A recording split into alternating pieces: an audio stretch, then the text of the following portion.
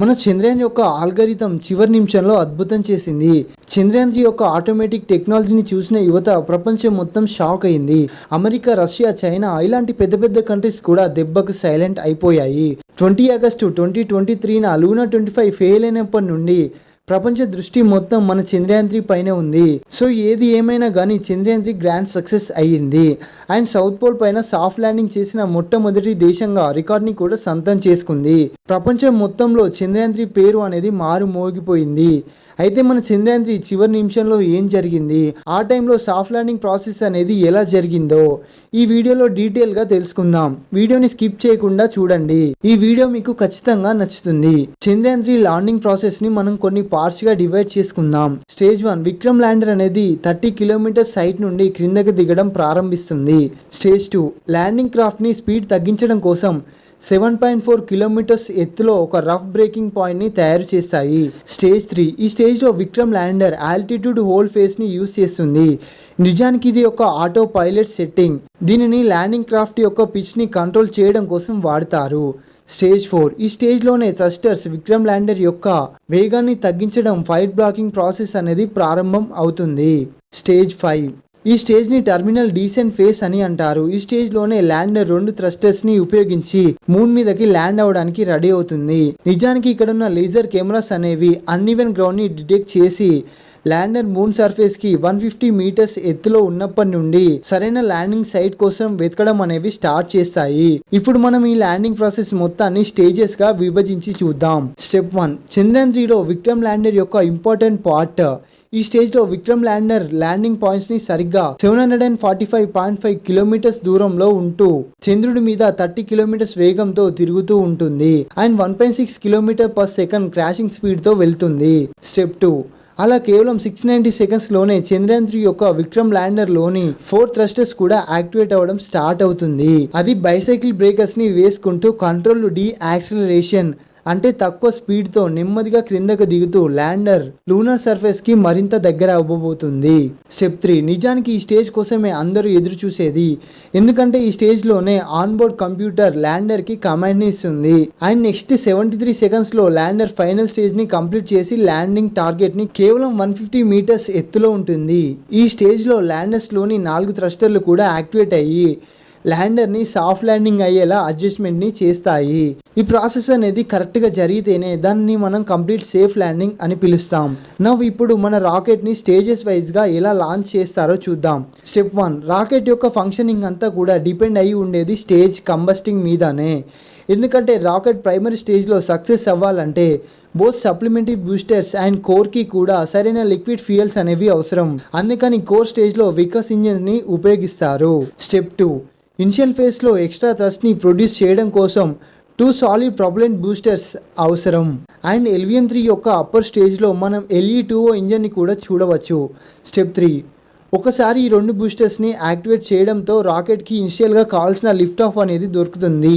ఇది జరిగిన 113 సెకండ్స్ల తర్వాత L11 ఫైర్ అవ్వడం స్టార్ట్ అవుతుంది. అలా ఈ 2 S-200 బూస్టర్స్ కూడా 134 సెకండ్స్ల పాటు ఫైర్ అయిన తర్వాత ఈ స్పేస్ క్రాఫ్ట్ నుంచి సపరేట్ అయిపోతాయి. స్టెప్ 4 ఈ స్టేజ్లో శాటిలైట్ యొక్క ప్లే హెడ్ అనేది డిస్పాచ్ అయిపోతుంది. ఇది సరిగా ఎర్త్ సర్ఫేస్కి 115 కిలోమీటర్స్ల ఎత్తులో ఉన్నప్పుడు జరుగుతుంది. అంటే అప్పటికి సరిగ్గా రాకెట్ లాంచ్ అయ్యి కేవలం 27 సెకండ్స్ మాత్రమే అవుతుంది. స్టెప్ 5 ఈ స్టేజ్లో చంద్రయాన్ 3 ఇంటిగ్రేటెడ్ మాడ్యూల్ లాంచర్ నుండి సపరేట్ అయ్యి దాని యొక్క సోలార్ ప్యానల్స్ని ఓపెన్ చేస్తుంది. స్టేజ్ 6 ఈ స్టేజ్లోనే మాడ్యూల్ కొన్ని గంటల పాటు ఆర్బిట్ చుట్టూ తిరిగి మాడ్యూల్ ఓరియంటేషన్ని మార్చుకొని మూన్ వైపు వెళ్తుంది. అండ్ ఈ ప్రాసెస్లో మాడ్యూల్ అనేది ఎర్త్ చుట్టూ 5 ఆర్బిట్స్ని కంప్లీట్ చేస్తుంది. ఈ టెక్నిక్ని స్లింగ్ షాట్ టెక్నిక్ అని అంటారు. ఈ టైంలో ఎర్త్ యొక్క గ్రావిటేషనల్ పుల్ అనేది ఇనిషియల్ థ్రస్టర్స్ని ఉపయోగించుకొని ఎర్త్ ఆర్బిట్కి దూరంగా వెళ్తుంది. స్టెప్ 7 ఈ స్టేజ్లోనే మాడ్యూల్ మూన్ ఆర్బిట్లోకి చేరుకుంటుంది అండ్ థ్రస్టర్స్ సహాయంతో మాడ్యూల్ స్పీడ్ని కంట్రోల్ చేస్తుంది.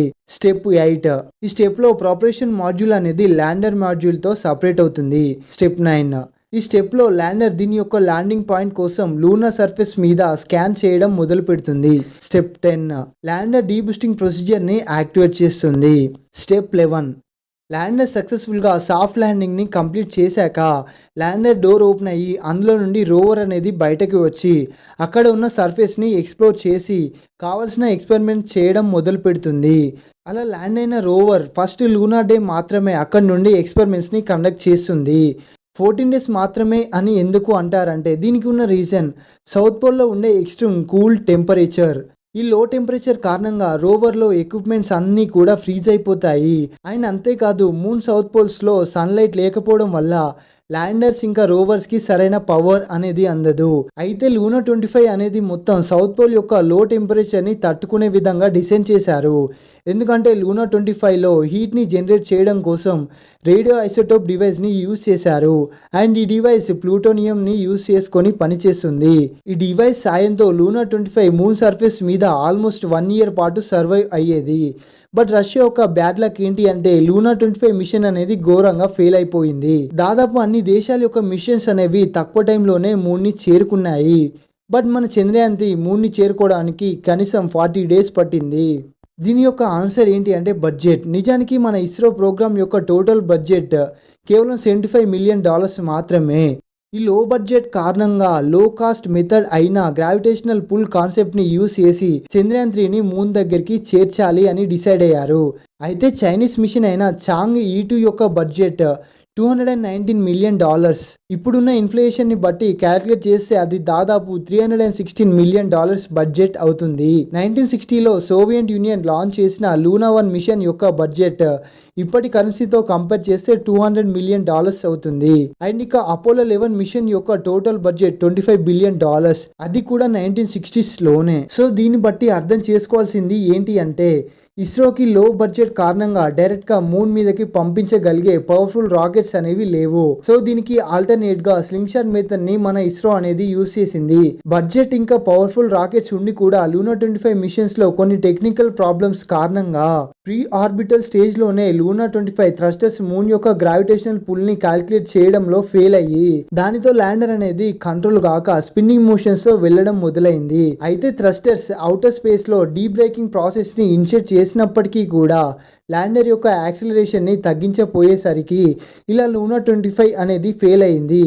కానీ మన చంద్రయాన్ 3 మిషన్లో ఇలా అస్సలకే జరగలేదు. We really proud of our nation. Jai Hind. మీలో చాలామంది చాలా వీడియోస్ చూస్తున్నారు కానీ సబ్స్క్రైబ్ చేసుకోవడం లేదు. సబ్స్క్రైబ్ చేసుకొని పక్కనే ఉన్న నోటిఫికేషన్ సింబల్ని ఆన్ చేసుకోండి.